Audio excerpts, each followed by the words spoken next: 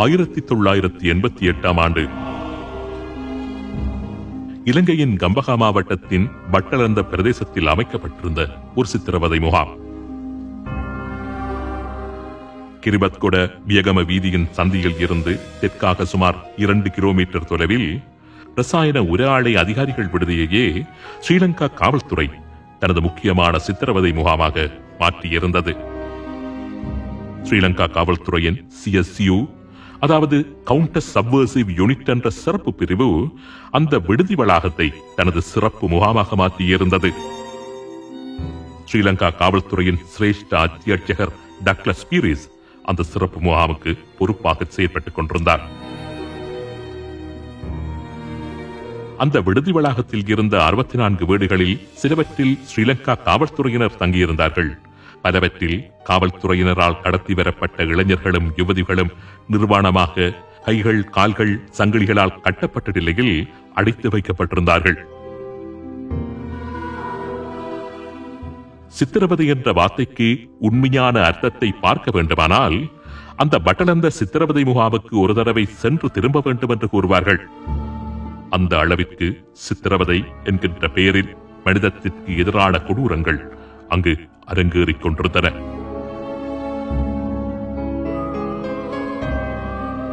பட்டலந்தை சித்திரவதை முகாமில் இருந்து தப்பி வந்த ஒருவர் அந்த முகாம் பற்றி இவ்வாறு விவரிக்கின்றார். கண்களை கட்டித்தான் அந்த முகாமுக்கு இளைஞர்களை அழைத்து வருவார்கள். முகாமுக்குள் கொண்டு வரப்பட்டதும் நிர்மாணப்படுத்தி விடுவார்கள். கால் விரல்களில் கட்டி தலைகீழாக தொங்கவிட்டு அடிக்க ஆரம்பிப்பார்கள். உடலின் அத்தனை இடங்களிலும் அடிகள் விழும். இரும்பு கம்பிகள், மண்ணிரப்பப்பட்ட எஸ்லோன் பைப்புகள், திரிக்கப்பட்ட கேபிள்கள், பொல்லுகள், சாட்டை எதுவென்றில்லை, அனைத்தாலும் அடிப்பார்கள். மண்டை உடைந்து ரத்தம் வழிய வழிய அடிப்பார்கள். மயக்கமடைந்து அலறல் நிற்கும் வரையும் அடிப்பார்கள். அலறல் ஓய்ந்து மயக்கமாகி மரணமடைந்த பின்னும் கூட பிணத்திற்கு அடித்துக் கொண்டே இருக்கும் அளவிற்கு அங்கு கடமைகளில் இருந்த சில காவல்துறை அதிகாரிகள் மனநிலை மரத்து போனவர்களாக இருந்தார்கள். கண்களுக்குள் மிளகாய் தூள்களை போடுவது, ஆசன குழாய்களுக்குள் பழுக்க காய்ச்சிய இரும்பு கம்பிகளை செலுத்துவது, நகங்களை பிடுங்குவது, பற்களை பிடுங்குவது, சித்திரவதைகள் உச்சம் தொட்ட இடம்தான் அந்த பட்டலந்த வதை முகாம். சில இளைஞர்கள் அங்கு அமைக்கப்பட்டிருந்த அசிட் தொட்டிகளுக்கு அழைத்து வரப்பட்டு உயிருடன் துடிக்க துடிக்க அசிட் தொட்டிகளில் அமுக்கிக் கொல்லப்படுவார்கள். இதுபோன்ற சித்திரவதைகள், அசிட் தொட்டி படுகொலைகள் நடக்கின்ற பொழுது ஒரு மெலிந்த உயரமான உடல்வாக்கு கொண்ட மனிதன் சற்று தள்ளி சாய்மான கதிரையொன்றில் அமர்ந்து பத்திரிகை படித்துக் கொண்டிருப்பார். சித்திரவதைகளின் பொழுது இளைஞர்கள் எழுப்பும் அலறல் ஒலி மிகவும் அதிகமாகின்ற சந்தர்ப்பத்தில் பத்திரிகையில் இருந்து கண்களை அகற்றி ஒரு பார்வை பார்ப்பார். உடனே சித்திரவதைக்கு உட்படுத்தப்படுகின்றவர்கள் வாய்களில் துணிகள் அடைக்கப்பட்டு பின்னர் அந்த சித்திரவதைகள் தொடரும். மனிதாபரங்களையும் இளைஞர்கள் மாணவர்கள் நிர்மாணப்படுத்தப்பட்டு விதம் விதமாக சித்திரவதைகள் செய்யப்படுவதையும், அசிட் தொட்டிகளில் அமிழ்த்தி அவர்கள் கொலை செய்யப்படுவதையும் அனுமதித்த ரசித்த அந்த பிரமுகர் வேறு யாருமல்ல, ரணில் விக்ரமசிங்க தான் அந்த பிரமுகர்.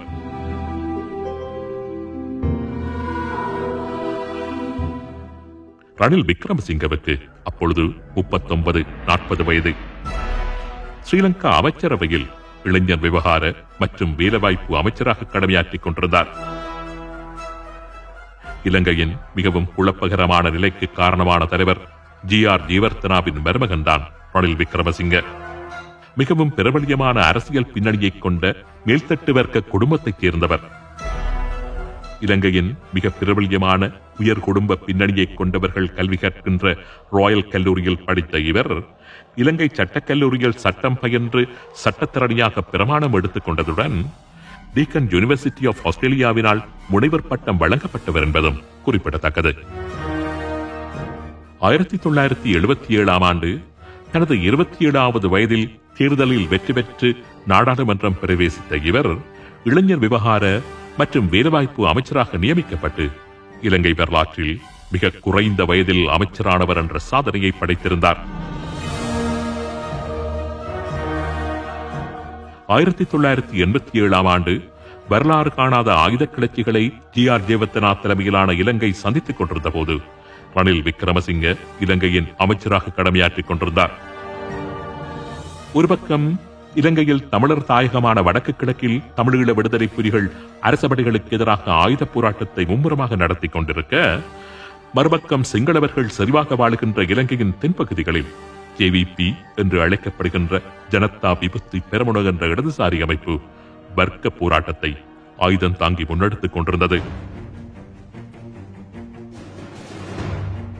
இலங்கையை பொறுத்தவரையில் ஒரு போராட்டம் என்னதான் சாத்வீக வழியில் ஆரம்பிக்கப்பட்டால் கூட அதன் இறுதி வடிவம் என்பது வன்முறையில் தான் முடிவடையும். சாத்வீகமாக தமது போராட்டத்தை ஆரம்பிக்கும் மக்களின் கரங்களில் எப்படியாவது ஆயுதங்களை திணித்து அந்த போராட்டங்களுக்கு வன்முறை வடிவத்தை வழங்கி இறுதியில் வன்முறை மூலமே அந்த போராட்டங்களை அழித்தொழிப்பதில் இலங்கையின் ஆளும் வர்க்கத்தினர் கைதெந்தவர்கள். ஆயுத போராட்டமாக உருவாக்கப்பட்ட ஜேவிபியின் கிளர்ச்சி வன்முறையின் பாதையிலேயே நகர்த்தப்பட்டது. 1987 ஏப்ரல் மாதம் 15 இலங்கையின் கண்டி பிரதேசத்தில் இருந்த பல்லேகல ராணுவ முகாமை தாக்கி அந்த முகாமில் இருந்து பெறப்பட்ட நவீன ஆயுதங்களுடன் ஆரம்பிக்கப்பட்ட ஜேவிபி கிளர்ச்சி விடுதலை புலிகளிடம் இருந்து யாழ்குடாவை விடுவிக்க வென்று ஆபரேஷன் லிபரேஷன் என்ற படை நடவடிக்கைக்காக ஸ்ரீலங்கா ராணுவம் வடக்கில் குவிக்கப்பட்டுக் கொண்டிருந்த சமகாலத்தில் தெற்கில் தன்னை ஒரு பலமான ராணுவ கட்டமைப்பாக வளர்த்துக் கொண்டிருந்தது.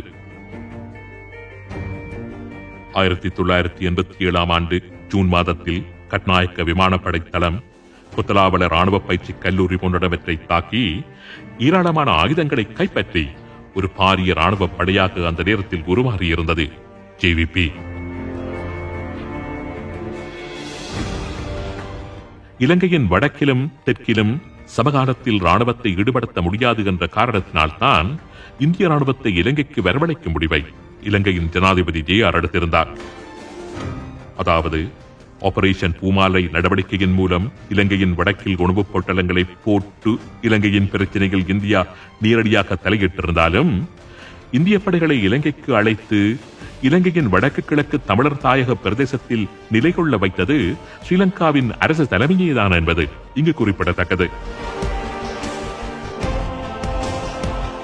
ஜே.ஆரின் அழைப்பின் பெயரில் இலங்கை வந்த இந்திய படைகள் விடுதலை புலிகளை இலங்கையின் வடக்கு கிழக்கில் சமாளித்துக் கொண்டிருக்க, தமிழ் பிரதேசங்களில் இருந்து வெளியேறிய ஸ்ரீலங்காவின் படையணிகள் இலங்கையின் தெற்கில் முழு பலத்துடன் முழு வீச்சில் களமிறக்கப்பட்டன. அந்த நேரத்தில் பெருமளவிலான மாணவர்கள், கல்விமான்கள், இடதுசாரி இளைஞர்களை தனதாக கொண்டிருந்த ஜேவிபி அமைப்பு இலங்கையின் ஆட்சி அதிகாரத்திற்கு எதிராக பல தாக்குதல்களை மேற்கொண்டிருந்தது.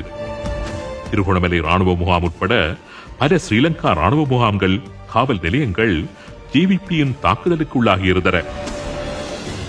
1987 ஆகஸ்ட் மாதம் 18 ஸ்ரீலங்கா நாடாளுமன்றத்தின் மீது ஜேவிபி இளைஞர்கள் மேற்கொண்ட தாக்குதலில் அப்போதைய ஜனாதிபதி ஜே.ஆர். ஜெயவர்தனா உட்பட பல முக்கிய அமைச்சர்கள் மயிரிழையில் உயிர் தப்பியிருந்தார்கள்.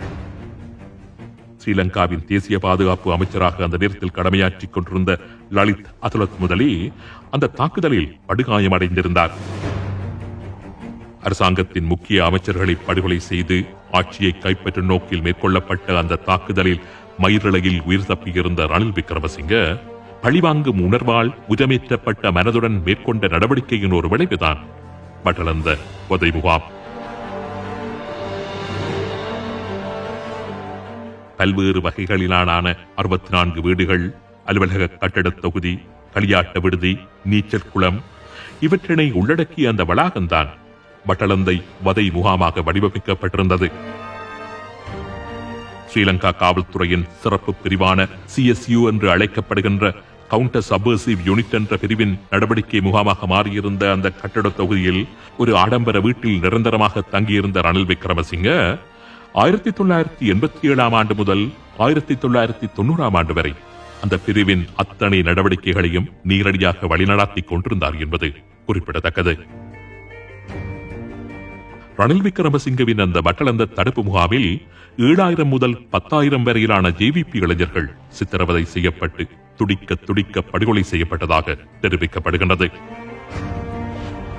சந்திரிகா குமாரதுங்க ஸ்ரீலங்காவின் அரசு தலைவரான சந்தர்ப்பத்தில் இந்த வட்டளந்த முகாம் படுகொலைகள் தொடர்பான ஒரு ஜனாதிபதி விசாரணை ஆணைக்குழுவை அமைத்திருந்தார். 1996 ஆண்டு ஜனவரி மாதம் 16ஆம் தேதி ஆரம்பமாகி சுமார் 1.5 வருடங்கள் நடைபெற்ற விசாரணைகள் வட்டளந்தை கட்டட தொகுதியில் இளைஞர்கள், மாணவர்கள், விரிவுரையாளர்கள், ஆசிரியர்கள் என்று பலர் சித்திரவதை செய்யப்பட்டு படுகொலை செய்யப்பட்டார்கள் என்பதை கண்டறிந்திருந்தது. விசாரணை ஆணையகத்தின் முன்பு சாட்சி பகர்ந்த உதவி போலீஸ் அத்தியட்சகரான கீர்த்திகுமார அத்தபத்து ரணில் விக்ரமசிங்கவுக்கு வட்டளந்த சித்திரவதை முகாமில் ஒரு நிரந்தர அலுவலகம் இருந்ததாக சாட்சி வழங்கியிருந்தார். 1996 ஆண்டு நவம்பர் மாதம் 7ஆம் தேதி ரணில் விக்ரமசிங்க இலங்கையின் குற்றத்தடுப்பு பிரிவினரால் வட்டளந்தை முகாம் படுகொலைகள் தொடர்பாக விசாரிக்கப்பட்டார். 1997 ஆண்டு செப்டம்பர் மாதத்தில் வட்டளந்த விசாரணைகள் ஆணைக்குழுவினரால் ரணில் விக்ரமசிங்க விசாரிக்கப்பட்டார். வட்டளந்த சித்திரவதை முகாமில் மேற்கொள்ளப்பட்ட படுகொலைகள் தொடர்பாக 11 காவல்துறை அதிகாரிகள் கைது செய்யப்பட்டார்கள். அந்த முகாமுக்கு பொறுப்பாக இருந்த சிரேஷ்ட போலீஸ் அத்தியட்சகர் டக்ளஸ் பீரிஸ் கைது செய்யப்படும் தருவாயில் கடல் வழியாக இந்தியாவுக்கு தப்பிச் சென்று பின்னர் அங்கிருந்து பாங்காக் வழியாக மேற்குலக நாடொன்றுக்கு தப்பிச் சென்று பின்னர் வேறு பேரில் இலங்கை திரும்பிய போது விமான நிலையத்தில் வைத்து கைது செய்யப்பட்டார். அப்படி அவர் கைது செய்யப்பட்டு விசாரிக்கப்பட்ட பொழுது வட்டளந்தை முகாம் ரணில் விக்ரமசிங்கவின் உத்தரவின் பெயரிலேயே உருவாக்கப்பட்டிருந்ததை ஒப்புக்கொண்டிருந்தார். இப்பொழுது உங்கள் மனதில் ஒரு கேள்வி எழலாம். வட்டளந்தை சித்திரவதை முகாமின் காரணகர்த்தாவும் வட்டளந்தை படுகொலைகளின் பிதாமகருமான ரணில் விக்ரமசிங்கவுக்கு அந்த விசாரணைகளின் முடிவில் என்ன நடந்தது என்கின்ற கேள்வி உங்கள் மனங்களில் எழலாம். ஸ்ரீலங்காவின் ஒட்டுமொத்த விசாரணை பொறிமுறையே பிழை செய்யும் அரசியல்வாதிகளை காப்பாற்றும்படியாகத்தான் உருவாக்கப்பட்டிருக்கின்றது என்பதுதான் உங்கள் மனங்களில் எழுகின்ற கேள்விக்கான பதில். இனப்படுகொலை செய்த எந்த அரசியல்வாதியும் இலங்கையில் தண்டிக்கப்பட்டது கிடையாது. நாட்டின் பெயரால், பௌத்த மதத்தின் பெயரால், சிங்களத்தின் பெயரால் இப்பேற்பட்ட கொடுமைகளையும் மேற்கொள்ளுகின்ற எந்த தலைவரையும் இலங்கையின் சட்ட திட்டங்கள் தண்டித்ததே இல்லை. தண்டிக்காதது மாத்திரமல்ல, சிங்கள தேசத்தின் பேரில் கொடுமைகளை புரிந்த தலைவர்களை உன்னதத்தில் வைத்து சிங்களம் அழகு பார்க்கும் ஒரு கலாச்சாரம் தான் இலங்கையில் இன்றைக்கும் இருந்து வருகின்றது.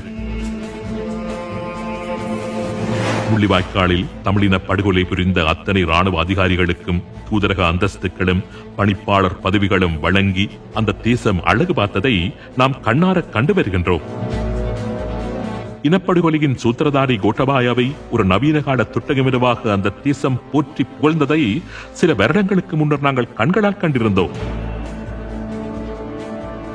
அத்தி பூத்தாற் போன்று என்றாவது ஒரு தடவை மக்கள் தாமாகவே கிளந்தெழுந்து கொலைகளின் பிதாமகர்களை தண்டிக்க முனைகின்ற போது ஆபத் பாந்தவராக ரணில் போன்றவர்கள் அவர்களை காப்பாற்றியிருந்ததையும் சற்று முன்னர்தான் நாம் நேரடியாக பார்த்திருந்தோம். இதுதான் சிங்கள தேசம். அந்த தேசத்தின் பெயரால் யார் எப்படியான அட்டூழியங்களை நிகழ்த்தி இருந்தாலும், நூற்றுக்கணக்கில் ஆயிரக்கணக்கில் படுகொலைகளை புரிந்திருந்தாலும், அந்த தேசத்தின் பொறிமுறை, அந்த தேசத்தின் சிஸ்டம் அவர்களை ஒருபோதும் கைவிட மாட்டாது. வட்டளந்த படுகொலை குற்றச்சாட்டுகளில் ரணில் விக்ரமசிங்கவை காப்பாற்றியது தர்மமல்ல, பொதுவான நீதியும் அல்ல, மாறாக சிங்களத்தின் நீதி, பௌத்த சிங்கள பீரணபாதத்தின் நீதி. இதுதான் இலங்கை, இதுதான் இலங்கைக்கு உரித்தான தார்மீகம்.